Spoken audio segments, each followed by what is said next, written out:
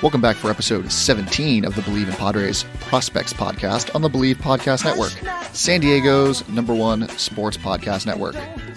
Wade is out today. So Reinhardt here as always. Wade says he has the flu, which I thought was a little strange because who gets the flu in October? But for now, we'll wish him a speedy recovery. Better not see him in PB this weekend. But anyway, we got a show to do. Luckily, we're recording this on Thursday afternoon. The Padres have announced, or someone in the organization has leaked at least, that they are hiring a manager. And as you all know, I'm sure at this point, the manager is Jayce Tingler. So, yay. I feel like that's the most appropriate response is a shoulder shrug emoji for Jayce Tingler. We're going to talk about him a little bit later, but first, we've got an interview with my guy, Kyle Glaser, writer at Baseball America. He's in Arizona catching some fall league action, covering Team USA, which is also out there. And just today, actually, he published, I saw on Baseball America, he published the NL West draft grades. So go check those out. There's a paywall, but I think you get like 5 free articles a month to read if you're not a subscriber. So if you don't subscribe, I would definitely sacrifice one of those free readings you get happily for this article. Check out the Padres draft grades. Check out all the division rival draft grades. Definitely worth it. I would think so. So let's do that first. We'll get right into it here with Kyle Glaser.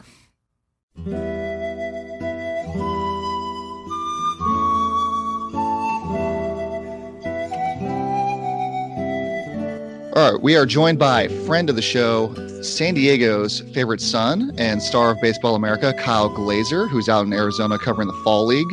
Follow him on Twitter at Kyle A. Glaser. How's it going out there, Kyle? Doing all right. You're too kind. I don't know if I've surpassed Tony Hawk and John Lynch and many others as San Diego's favorite son, but doing what I can. Are you back in San Diego full time right now? Yeah, I'm back in Southern California full time, so it's good to be home. Nice. Congratulations. And we appreciate you making some time for us today. I know you're a busy guy. Got to get back into those fall league games soon. First question I want to ask you was, you've been out there for a couple weeks now. Who's been the guy that has stood out to you, maybe separated himself a little bit from maybe what you expected going into the fall league so far? Well, I actually only got here yesterday, so I've been here. Well. Okay, you got there yesterday. Who has stood out in one day to you? 2 Reds prospects, Tyler Stevenson and Stuart Fairchild, hit very, very well last night. Stevenson was a high pick, 11th overall in 2015, had some injuries and has really struggled, but you really start to see the impact of the bat coming around. He handled everything behind the plate pretty well last night. And then, Stuart Fairchild is just a good baseball player. Like, he's not all that, flashy, but you look up and he's reached base 4 times.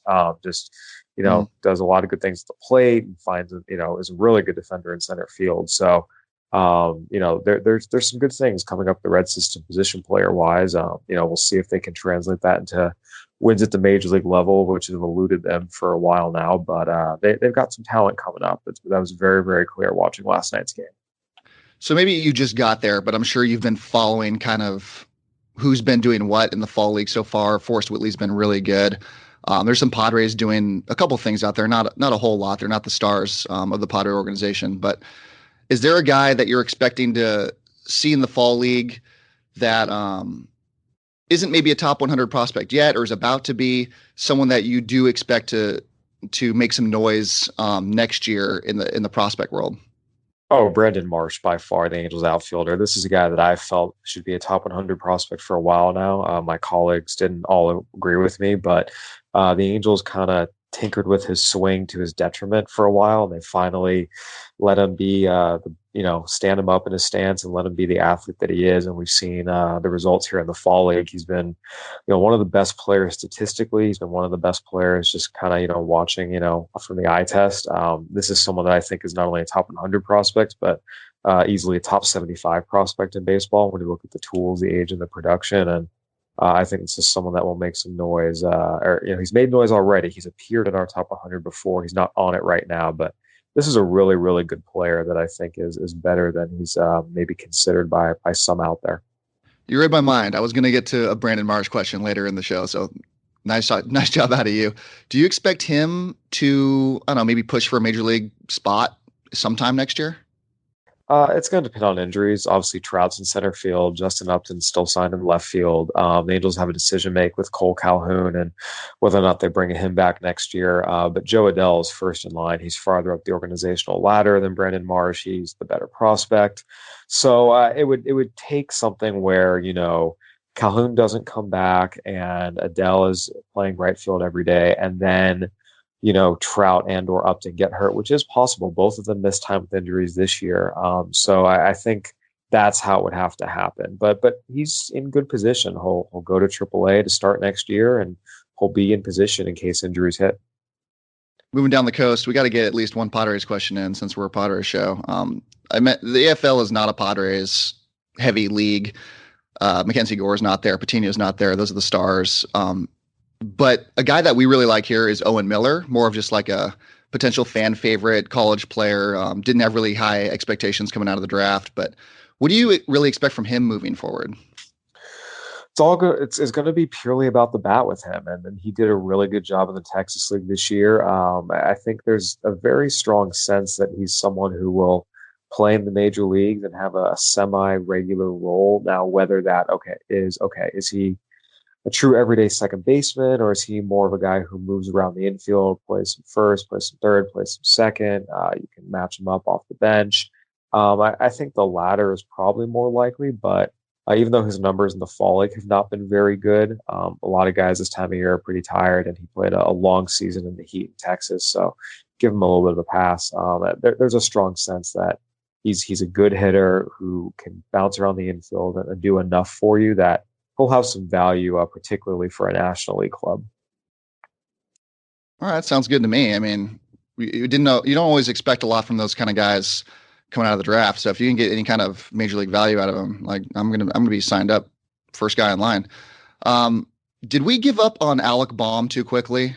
I feel like when he got drafted, he had a ton of expectations as the college bat of that draft in the Phillies organization, playing third base. Did he was really disappointing that first stint in pro ball. It's very limited sample size, but people kind of tend to give up quickly on him. Me included, I gave up on this guy quickly. Is one of those like, Will Craig has come around. I'm trying to think of another example. Is like a big college bat that's come out and then kind of just petered out immediately. He looks like he's gonna be a dude now, right? Yeah, I mean, we didn't give up on him. We remained in the top 100 coming into this year. I think, one thing I always say is never, never, never, never, never crush a guy based off what they do, as soon as they come out of their draft year. These guys are tired. They've played long college seasons or in some cases high school seasons. Throw it out. If a guy goes out and performs well, give him credit, but never crush a guy for what they do after they sign. I mean, go back and look at Carlos Correa and Derek Jeter's numbers after they signed. They weren't pretty either. So, I think for me, I mean, again, we kept him in the top 100 and he showed it was a fluke. The assignment to Low A Lakewood was a little curious. That, if anything, was a little more of a red flag. Seeing a college guy assigned to Low A to start his first full season, but it turned out to be a non-issue. This guy's hit. He's always hit. There's whether he ends up playing third base, moves to first, goes to right field. He might end up being kind of like a Nick Castellanos type, like a guy who just hits and hits and hits, and you find a spot for him because of the bat. Does that go for, I mean, thanks for reeling me in. That's your job. That's why they pay you the big bucks over there, is to keep level heads on the rest of us. Does that go for high school players as well? They're not coming off the kind of grueling college seasons there are. And I'm thinking guys this year that the Padres took, Hudson Head, Josh Mears, the tools are there. People really love the projections, but the production in their first, stint in pro ball maybe wasn't necessarily there. Are you worried about those guys at all? Is there one guy you like more than the other? And, what do you think about those two in particular? Yeah, you're not worried about them at all. It's doubly true for high schoolers. Don't put anything into if they struggle in that first, season after they sign. I mean, really kind of throw it out. Don't worry about it. Hudson Head has, good reports across the board. Josh Mears, people still like him. He ranked in our AZL top 20 prospects. You see the physicality, you see the raw power. He's coming from cold weather Northwest. He hasn't faced a lot of good velocity, so that's going to be an adjustment. But people see the body, they see the tools, they see the personality. I mean, again, no one's burying him out here. He's ranked on the top 20 in the AZL, top 20 prospects. He'll be in the Padres top 30. I mean, there's a lot to like with him. I would not put too much stock at all into what happened in the AZL in a 6-week stint after they've come off a long high school season. And really, fall ball has become such a monster now. And then there's the showcase season before their senior year. I mean, in some cases, the high school guys have been playing more consecutively than some of the college guys, just because it's been just nonstop for the past year plus.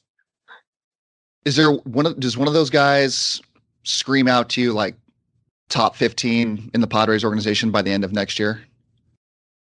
I mean, Head is the guy that people liked a lot of what they saw, and I mean, maybe it's in there, but that would mean, that's if a bunch of guys graduate, if some guys get moved in trades. I mean, is it possible? Sure, never say never, but again, it would have a lot to do with what else happens around him in addition to just what he does. Yeah, and we expect, I think you probably expect too, that the Padres are going to trade from their depth in the minors and graduate at least a couple guys, and some guys take step forward. So yeah, I see what you mean. There could be some movement, and he gets some help going up. He could crack top 15. But I don't know if you've seen Forrest Whitley pitch at all. Well, I guess you just got to the fall league, but he's been pitching really well, and hope you get a chance to see him. Assuming Garrett Cole leaves the Astros in the offseason, which it kind of looks like he's going to, is he the guy that is going to make Astro fans forget who Garrett Cole is? Well, let's not go there. I mean, Garrett Cole just put together one of the best seasons by a pitcher since Randy Johnson in 2001. You can't really ever replace a Garrett Cole, and especially expecting that out of a rookie pitcher. No, that's not going to happen. But Forrest Whitley entered the year considered the top pitching prospect in baseball. There's a lot of potential there. He's still young. He's still got stuff. He's still, shows you everything you want to see when he's right. So yeah, I mean, this could be a frontline major league starter. And 5-6 years from now, if he's performing at a level that is of a true number one starter, I mean, that is an expectation people around the game have had, and would not be surprised if he reaches. But no, saying in 2020 he's going to make Astros fans forget Garrett Cole, no, you need to reel that back by about five levels. Well, if they win the World Series, if they can come back here and then Garrett Cole leaves, I imagine that'll feel a lot less painful. I would hope so for Astro fans. Yes. With all these injuries, well, okay, going to my guy. My guy is Jesus Luzardo. I love this dude with the A's. With all his injuries this year, I expected the A's to kind of send him out now that he's healthy to the fall league. I love how he attacks guys. I love his changeup. I think he's the best lefty in the minors. Why do you think the A's didn't send him to the fall league? I mean, this is an arm you want to take care of. I mean, he's had so many arm problems. Look, he got to the majors. He showed stuff. If you're the A's, do you say, okay, go take care of your arms. You can give us a full season next year, or, hey, go throw an additional, 20 innings in the fall league when we've already had issues with your durability. Like, I think the best thing to do is he just finished out pretty well, healthy at AAA when he came back, and then showed you some good things the final month of the season, and then into the playoffs. Just let it be, and that's going to put him in a better position to break camp next year than putting him back out in the fall league after a little bit of a shutdown and potentially messing with his health. It doesn't seem like a red flag to you. Like, he can't throw. His innings were so low this year. You can't throw an extra 20 in the fall league. Is it just the break in between? I know that can screw up some pitchers, and that's a reason why a lot of the top pitchers don't end up going. Well, keep in mind the A's made the playoffs. I mean, he was pitching on October 2nd, by which point the fall league is half over. There's no reason to say, okay, you just got out of the postseason. Now we're going to rush you to Arizona to try and get you 2 or 3 starts. Like, it doesn't make a lot of sense. I mean, just let him, by the time he finished the playoffs and with how much time is left in the fall league, just let him chill, let him work on his arm health, let him, go through the processes and be ready for next year. There's no reason to, scramble to get him out here after he was pitching, in early October in the postseason. Fair enough. I wanted to ask you about Seth Beer, who staying with the Astros. Well, didn't Seth Beer get traded recently to the He was Diamondbacks? traded to the Yeah. Diamondbacks in the Zach Greinke deal. I did see Seth Beer last night. There is a lot of loud contact there. Yeah. It's really, really impressive. And the other thing with him too is his body is really cleaned up. I saw him for Team USA, the college national team a few years ago, and he kind of was like a little bit like Garrett Anderson. Like he was like thin and decent shape, but he just didn't move very quickly. It was like long-legged and kind of slow, but he got to the ball. Then I saw him after he got drafted with Bowie's Creek, and his body had gone way backward. It was a scary, round and thick lower half. It was not trending the way you wanted it to see, and it was concerning. I would see him again this year. He's thinned back up. He's in a he's in a good athletic shape, and you hear it when he squares it up. It is loud. It echoes throughout the entire ballpark, and there's something to be said for a guy who consistently squares baseballs up and consistently makes loud, hard contact. There's something here. The Diamondbacks have themselves a good one. Defensively, he's never going to be great, but if he's playable, that's all he needs to be with his bat. Him and Jordan Alvarez together. Well, there was going to be him and Jordan Alvarez. Do you think Jordan Alvarez seems like he took a big step forward this year, at least with the power?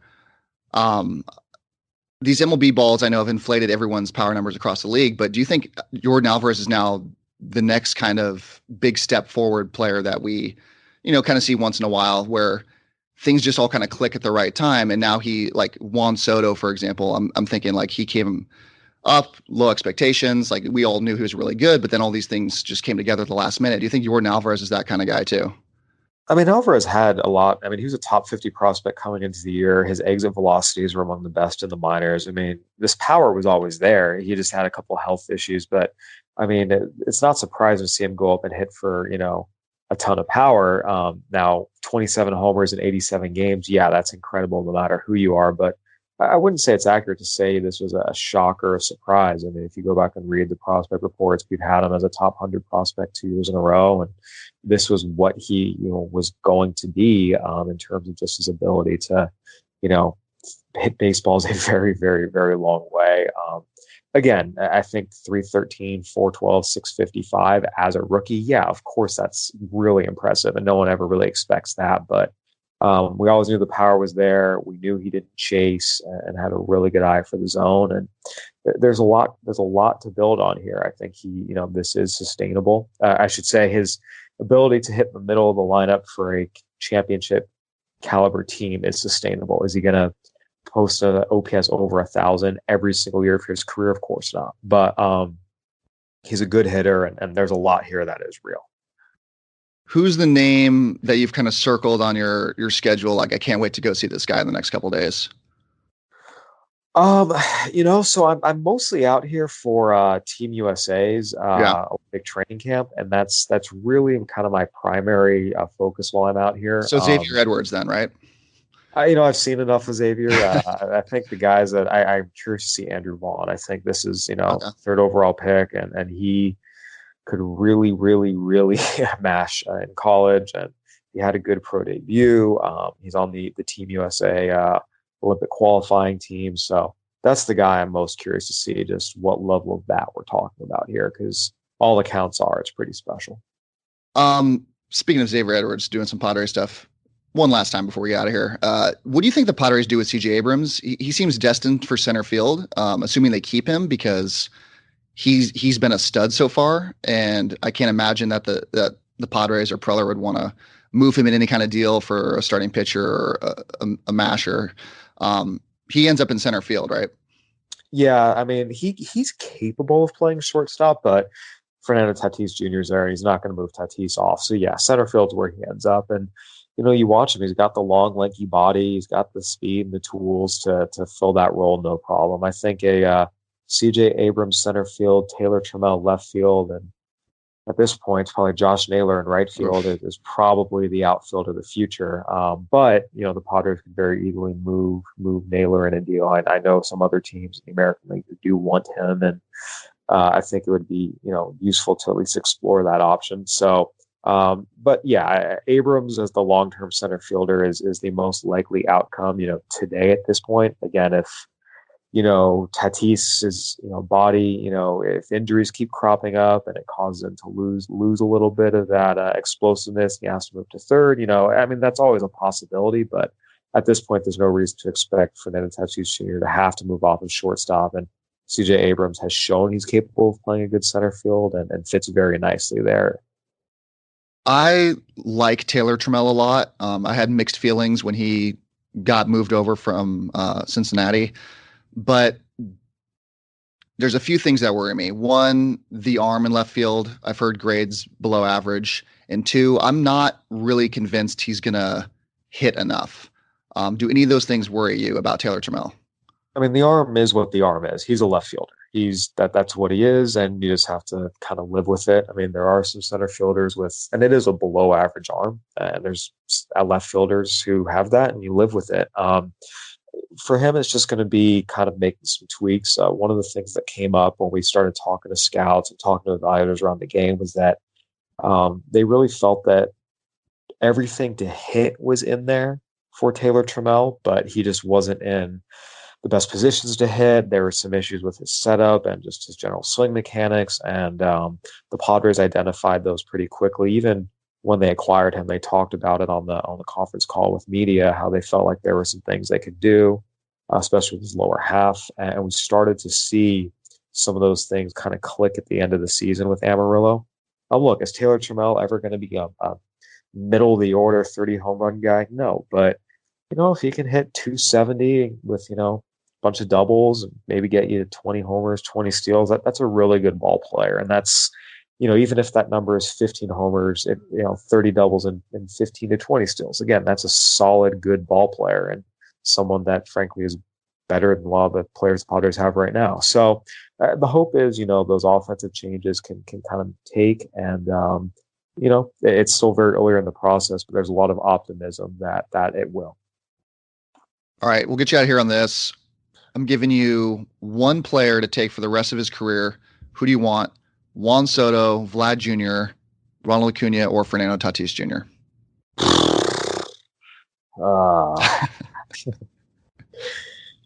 I mean, what Juan Soto can do with the bat is just something crazy special. And I'm always going to take the bat. Tatis and Acuna right there. Vlad's a clear fourth in that pecking order for me. Okay.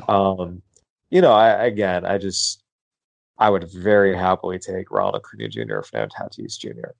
But what Juan Soto has done now for a year and a half against the best pitchers in baseball on baseball's biggest stage, and he's also improved defensively in left field a lot. People say, up the middle, center field, shortstop, and yeah, I get that, and that there's a lot to that. But at the end of the day, the bat's the bat, and for me, give me Juan Soto's bat, especially from the left side. I am definitely surprised. I thought you'd go Acuna for sure, maybe Tatis because he plays shortstop. But Soto, are you guilty of some recency bias here now? No, I mean, he and Acuna have the same, essentially the same career path right now, and he's out hit Ronald Acuna. Again, I think. I don't think you can go wrong with Acuna or Tatis. They're all fantastic. But again, give me the bat, and the bat belongs to Juan Soto. Fair enough. You've been really active on BA lately. Is there anything that you're working on coming up with Team USA that we should be keeping our eye on? Just Team USA coverage and some fall league coverage, and then we're getting into top prospect season where a lot of our top 10 lists are coming out soon. So just keep it at ba.com and subscribe to the magazine. It's a great time to subscribe right now with all of our top 10s for every organization coming out. So just keep an eye out. We have a lot of good stuff coming. Nice. Great job out of you, Kyle, as always. Have a good time out there. Don't work too hard. Follow him at Kyle A. Glaser, and we'll get you back on the show pretty soon. Sounds good. Appreciate it. All right. Thank you again to Kyle Glaser. That dude's the best, for coming on the show. Always appreciate him when he comes on. Before we get out of here, it's going to be a little abbreviated show today, but got to talk about Jayce Tingler. I mean, this is a prospect show first, but occasionally we have to acknowledge some things that are happening with the Padres, either a big trade or maybe prospect news kind of takes the lead there usually, but when you get a new manager, you gotta talk about it. So Jayce Tingler, who nobody knew a few months ago, people seem to be split on Jayce Tingler so far. From what I've heard on the radio, what I've heard on other shows, what I've heard or just seen on Twitter, I don't think we need to choose a side with the Jayce Tingler quite yet. I take pause with the Tingler signing because, first of all, the dude never even played in Major League Baseball. Now, I've said off air to myself and to friends and who has ever been listening, I don't think managers matter that much, and I don't think that's a hot take. I think a lot of people are just excited that there's a new face in town, and we got rid of Andy Green, who had lost a lot of faith over the last couple of years, and I don't necessarily think it's his fault. It's just I think he wasn't given a very good team in those first few years with Andy Green. It was building, and then this year there were some expectations, and I don't think it's Andy Green's fault that Eric Hosmer doesn't know how to hit a fly ball, and I don't think it's his fault that there was no pitching. Nick Margavicius was in the opening day rotation. I don't think any of that's Andy Green's fault, and I'm really not that surprised by how poorly they played this year.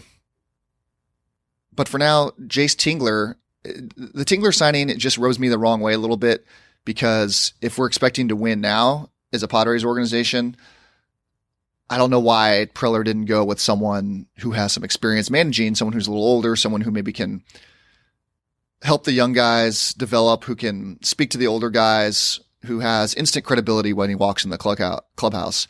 I don't think Tingler's a guy that walks into the clubhouse and has that instant credibility with guys like Machado and Hosmer and some of the older guys. I don't know if you recognize him, honestly, when he walks in the clubhouse. It's odd to me that this was the choice. I get it's Preller's guy. He has a relationship with him from his days in Texas. He's got front office experience, which is great. He's got player development experience, which is great. He's in the Dominican Winter League right now, coaching the Escogidos, which Josh Naylor is a part of. So I guess Naylor can point him out to everybody when he shows up in San Diego. I'm not sure how the mix is going to be yet with the old school scouting, the analytics. What's Tingler's philosophy? We don't know yet. We don't know how it's going to go. But this is the second straight manager that AJ's hired, who's under 40, who has no prior experience being the manager of a baseball club. And the choices were apparently Tingler or Ron Washington. And I guess Mark Loretta interviewed also, but also not a previous manager. I don't know how I would have felt about Loretta. Loretta was pretty low on my list too, but I don't know why Ron Washington isn't the manager, and then you bring in Tingler as the bench coach. You still get Tingler in the dugout. You get Ron Washington, who brings the credibility, the face of the franchise. That made a lot more sense to me. Not sure what's going to happen with Ron Washington yet. Looks like I assume he's going to stay in Atlanta. He's the third base coach there right now. But it struck me as a very odd move to bring in Tingler, the second straight manager under 40, the second straight manager who has no prior experience, and this team is expected to win starting next year and then seriously contend 21, 22, those years. Dodgers aren't going anywhere. The Dodgers are really good right now. They've got some amazing talent that we saw come up this year. Will Smith at catcher, Gavin Lux playing second base, Corey Seager's healthy.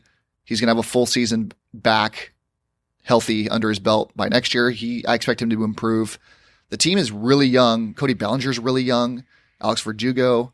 They're not going anywhere. Their youth at the major league level is just as good already as the top prospects in the Padres organization. So if the Padres expect to contend with the Dodgers in the NL West, I don't see it in the next couple of years at least. We're looking at wild cards, hopefully. And not even this year. I don't expect a wild card this year. But the other thing this signing of Tingler says to me is that whether he likes it or not, Preller is going to be on the hot seat soon. Not yet, but soon if things start going well. Don't start going well, if I could spit that out. So far, so good. He's built the team from the ground up, which was his job when he got hired out of Texas. He's a scout first. He knows how to build a minor league organization. He knows how to accumulate talent, high risk, high reward guys. A lot of those guys have already paid off, at least in the minor leagues. He's had some help with high draft picks every year, although a lot of those high draft picks have been safe bets. Ryan Weathers was considered a safe bet. Cal Quantrill was a safe bet, and I don't know what Cal Quantrill is going to do next year. Potential back end of the rotation candidate. I don't see a high ceiling with him, though. Mackenzie Gore was a great pick. He's stolen prospects from all over Major League Baseball, had some really good trades. Paddock, Naylor. We'll see. Right now, Preller has shown he can build a minor league team. He has not shown he can hire the right guy to lead the team, and he hasn't shown that he can put the pieces together at the major league level to have a contender. We'll see. It's still very early. He's not on the hot seat yet, but if things don't go really well this year and then the team doesn't do well next year, I think we start seeing Preller's name pop up as a candidate for the hot seat and a candidate to get fired. So we will see. There's a lot of pressure on the club over the next couple years. There's going to be a lot of pressure on Preller over the next couple years. And I'm not slamming the Tingler signing. Nobody really knows much about Tingler yet. You can read about him. It doesn't mean anything. We need to see what he does in a major league dugout before we make our judgments. And honestly, managers don't have that much impact on a game to begin with, unless we're counting things, philosophies, styles, coaching, behind the scenes, during spring training. How does he fit analytics into the club? The Padres aren't a well-known analytics focused team. Not like the Astros, not like the Yankees, not like the Cardinals. A smaller analytics staff than I'd say most MLB clubs.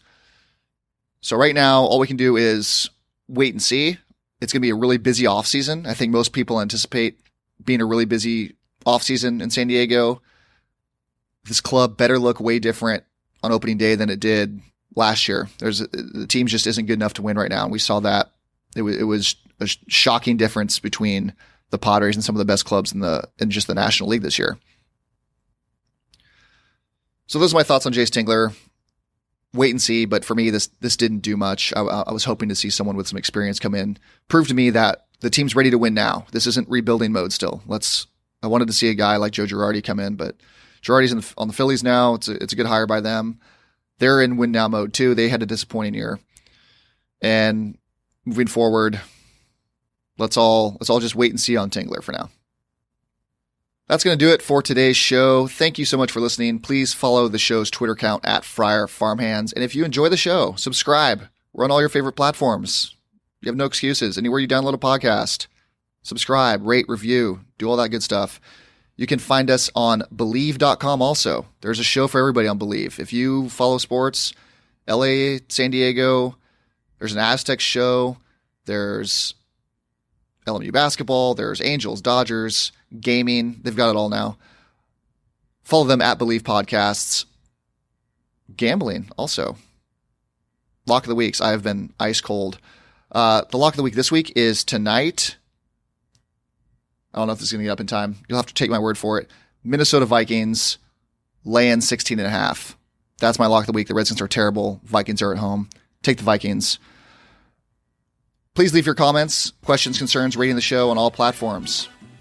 Crush my locks of the week. I've been over 2 my last 2 weeks, but I'm going to get back on the horse. I've been crushing the World Series, so maybe I should be leaving World Series locks of the week. We'll look into that.